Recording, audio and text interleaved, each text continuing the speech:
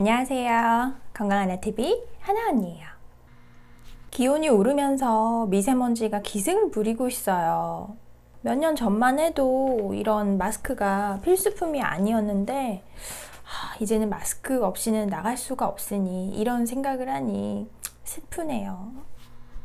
그런데 여러분, 미세먼지는 사실 먼지가 아니라는 것 알고 계신가요? 무슨 말이냐?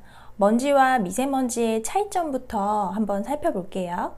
먼지의 사전적 의미는 눈에 보이지 않을 정도로 아주 작은 티끌을 의미해요. 우리가 청소를 하는 이유이기도 하죠. 먼지가 쌓이면 더러운 게 눈에 보이잖아요.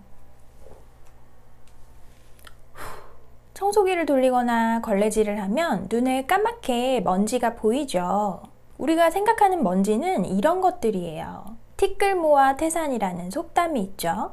티끌, 즉 먼지가 쌓인다는 개념 때문에 만들어진 속담이에요. 그런데 미세먼지는 우리가 생각하는 먼지처럼 쌓이는 개념이 아니에요. 미세먼지의 크기 때문인데요. 미세먼지의 크기는 10 마이크로미터예요. 1 마이크로미터는 1m의 100만 분의 1 크기예요. 이게 어느 정도로 작느냐? 머리카락을 잘랐을 때 그 단면이 50에서 70 마이크로미터예요. 머리카락 단면의 5분의 1에서 7분의 1 크기라는 거죠. 머리카락을 김밥 썰듯이 길게 놓고 단면을 잘랐을 때 그 면의 5분의 1이라는 거예요. 거의 눈에도 잘 보이지 않겠죠.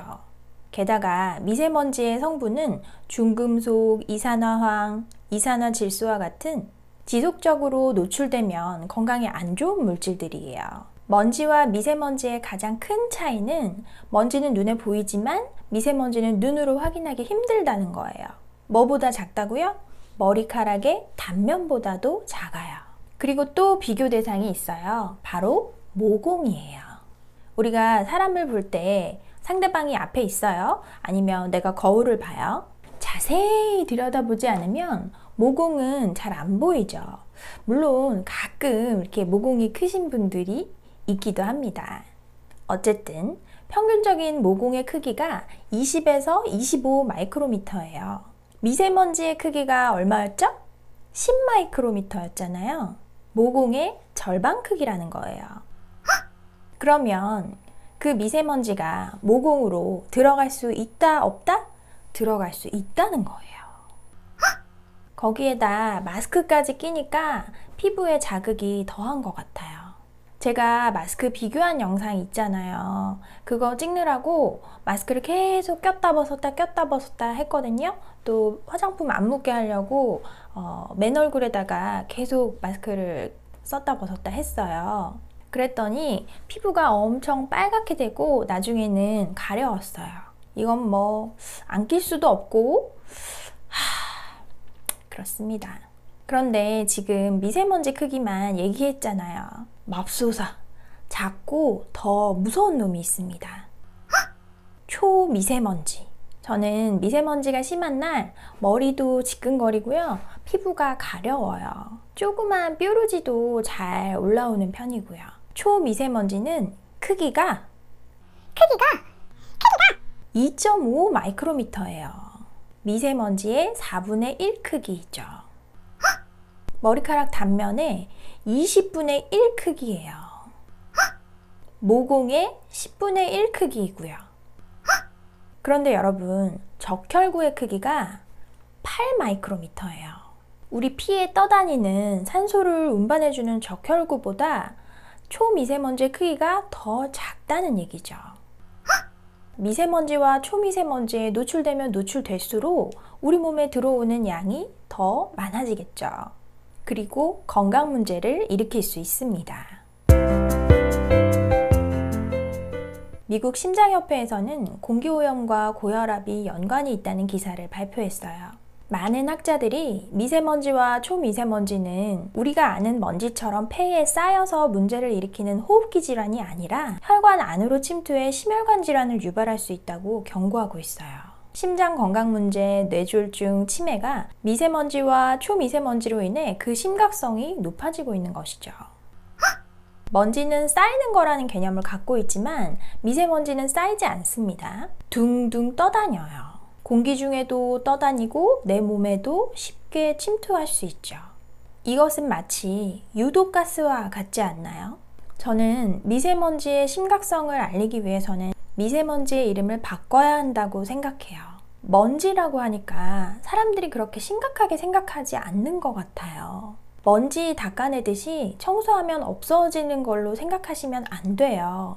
미세먼지를 미세 발암물질, 초미세 화학물질 이렇게 이름을 바꾸면 어떤가요? 더 주의하고 관심을 기울여야겠다는 생각이 들지 않겠어요? 자, 그러면 우리는 무엇을 해야 할까요? 첫 번째, 피하라. 최대한 노출을 피해야 해요. 미세먼지가 심한 날에는 외출을 자제하시고 외출을 할 때에는 내 몸이 드러나는 부분을 최소화시켜 주세요. 긴 옷, 마스크, 모자, 안경까지 내 모공보다 작은 미세먼지가 침투하는 것을 막기 위해서는 노출을 최대한 줄여야 해요. 그리고 돌아오면 깨끗이 씻어주세요.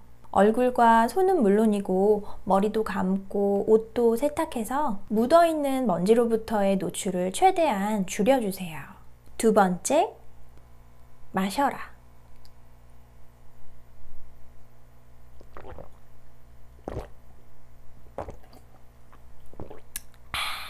노폐물 배출을 가장 손쉽게 할 수 있는 방법은 물을 드셔주시는 건데요. 충분한 수분이 공급되면 호흡기 점막이 촉촉하게 유지되면서 미세먼지가 호흡기를 통해 몸속으로 들어가는 것은 어느 정도 막을 수 있어요. 목이 마를 때 물을 마시는 것은 이미 늦은 상태예요. 목이 마르지 않아도 조금씩 자주 물을 드셔주세요. 커피를 많이 마신다고 물을 잘 마신다고 생각하시면 안 돼요. 노폐물 배출에 도움이 되는 것은 맞지만 커피는 이뇨작용을 일으키기 때문에 마신 것보다 더 많은 물을 몸 밖으로 배출시켜서 몸의 수분을 유지하고 호흡기 점막을 촉촉하게 유지하는 데에는 도움이 되지 않습니다. 세 번째, 먹어라. 식이섬유가 풍부한 음식을 드셔주세요. 미역, 다시마와 같은 해조류, 과일과 채소에 들어있는 팩틴은 수용성 식이섬유로 물에 녹는 성질이 있기 때문에 혈액에 작용할 수 있어요. 그래서 피를 깨끗하게 한다고 알려져 있죠. 해조류와 신선한 채소, 과일을 즐겨 드세요.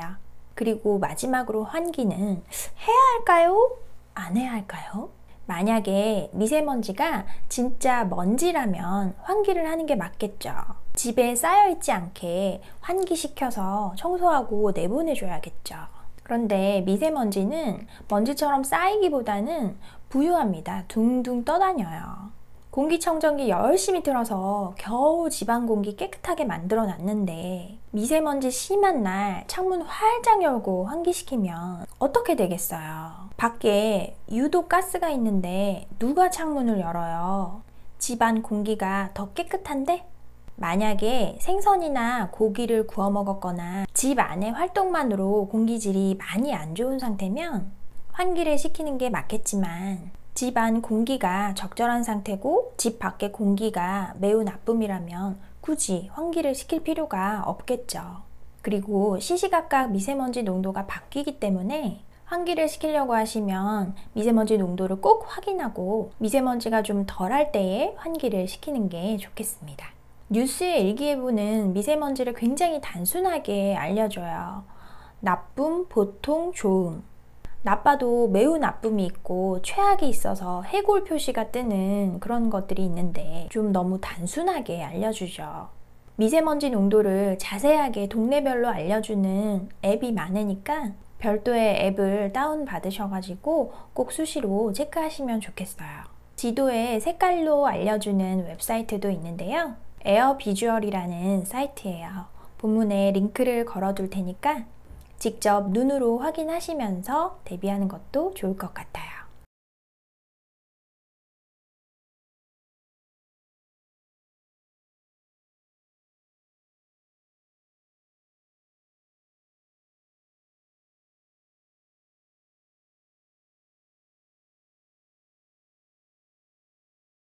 이번 영상은 미세먼지에 대해 알아봤는데요. 미세먼지에 대해 제대로 알고 잘 대비하셔서 더 건강해지시면 좋겠습니다.